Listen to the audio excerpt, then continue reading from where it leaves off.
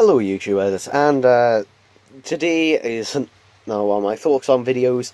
Today I saw Wreck-It Ralph, Ralph Breaks the Internet. So this is the second Wreck-It Ralph film that I just saw today. And don't worry, there's going to be no, major spoilers or anything in that during this video. So you're safe there. This is just my initial thoughts after seeing the film at the cinema. And I thoroughly enjoyed. I enjoyed it more than I thought I was going to. I really enjoyed the first Wreck-It Ralph, but I think I enjoyed this one more. In terms of this one is less of a video game movie and more of an internet movie. It's kind of doing what the Emoji Movie tried to do.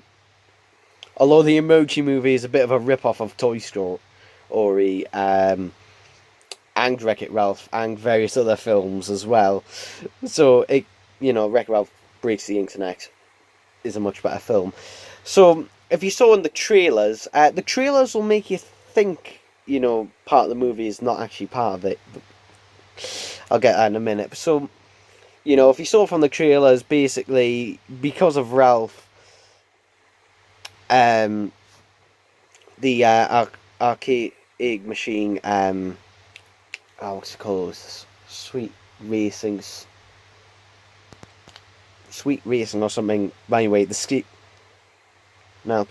steering wheel breaks. Because Ralph, one of the kids who's playing on the game, breaks the steering wheel, and unfortunately, the company that made that arcade game went out of business in the 80s, and the only one available on the internet is $200 bidding on eBay. Though thankfully, the guy who runs this arcade has just connected in a router. Yes, I'm saying router, not router, to connect to the internet. And thanks to Expedition, I mean Sonic the Hedgehog, no, I was right the first time, telling all the grandparents out there what the internet is. Ralph and Penelope go into the internet, and throughout you obviously get a lot of the jokes. Like, it's basically a massive world. You have basically everyone who goes on the internet. So all the humans in the world have their little avatars in the internet. And they look like fucking pop vinyls. I was just like, urgh, they look like pop vinyls. Brother said, oh, they look a bit like Mii's from Nintendo. And I said, no, they look more like pop vinyls than Mii's. Because of the squares, and they've got pretty large eyes. But yeah, I do quite like the way that goes and the search engine and that. So yeah, they go down to eBay, and they think that eBay is a game, and they win the bidding. Unfortunately, they bid far too much. They bid $2,700 or something like that, and they were only bidding against one person. Now, I do have a slight little problem, because the thing is, that's not the way eBay works. Because the guy they were bidding against, his maximum bid was something like $500.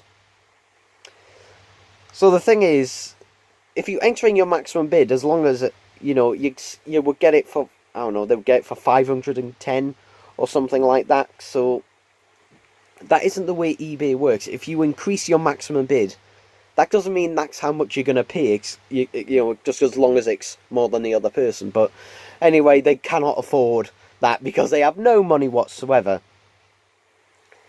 So various things ensue, and this is where we get a bit of a YouTube parody, despite YouTube actually being in this film very briefly.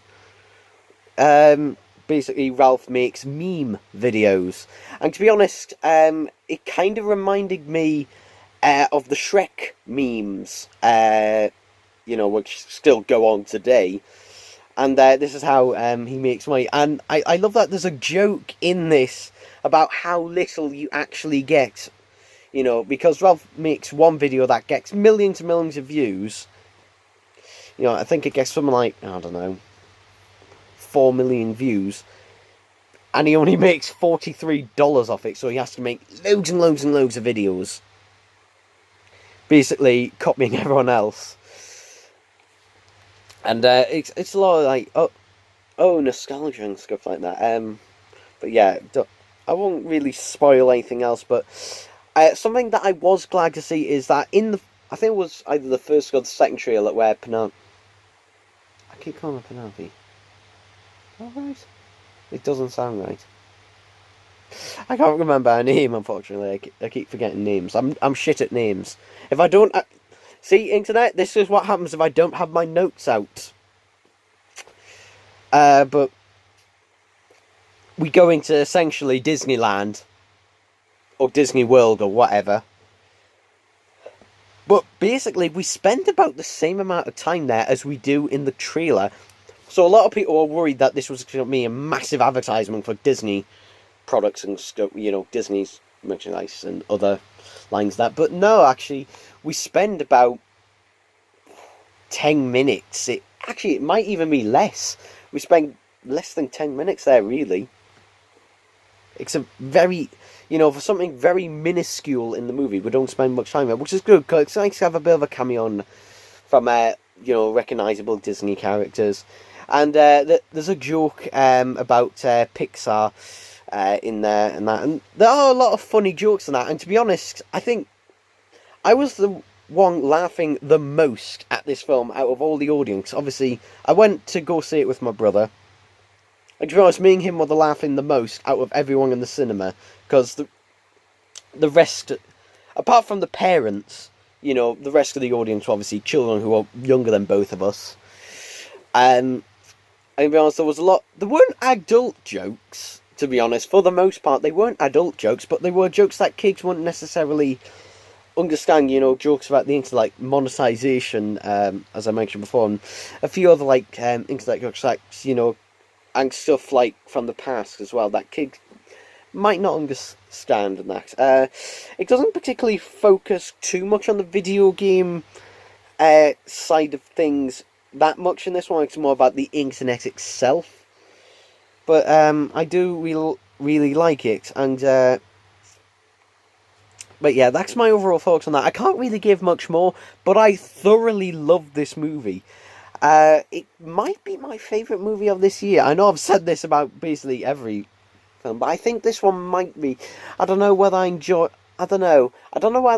Johnny English Strikes Back more or this film. It's either this one or that one. That's my favourite. It's definitely my favourite animated film that came out this year. You know, and the animation is really good. Although, to be honest, it looks no different from any other, you know, Disney animated. I will say the animation, you know, compared to the first one, the animation in this one is a lot smoother compared to that one, and that things seem to flow a bit better, and it has a nice sense of pace throughout the film, which is, again, that's a good thing. So yeah, I do highly recommend that you go and see this film. Is there anything else to particularly say about? There are a few dad jokes in this film, and I don't mean I do mean dad jokes in the typical sense of it's a dad joke, but there's also jokes about being a dad in this film, which I did think was funny. I won't spoil what it is, but there are a few stuff in there. But anyway, that's it for this thoughts on video. Let me know what you thought of it. I thought it was absolutely fantastic. The animation is good, the voice acting is good. Interestingly, they do put... It's nice that Disney also recognises its own cliches in the film, actually. Disney points out its own, you know, cliches and stereotypes within the film. So that was nice that they did, you know, point and, you know, say, yeah, we do have our cliches and that, but anyway, that's it for this Thoughts on Watching. I'll see you in the next video, which will be coming very soon. Bye-bye.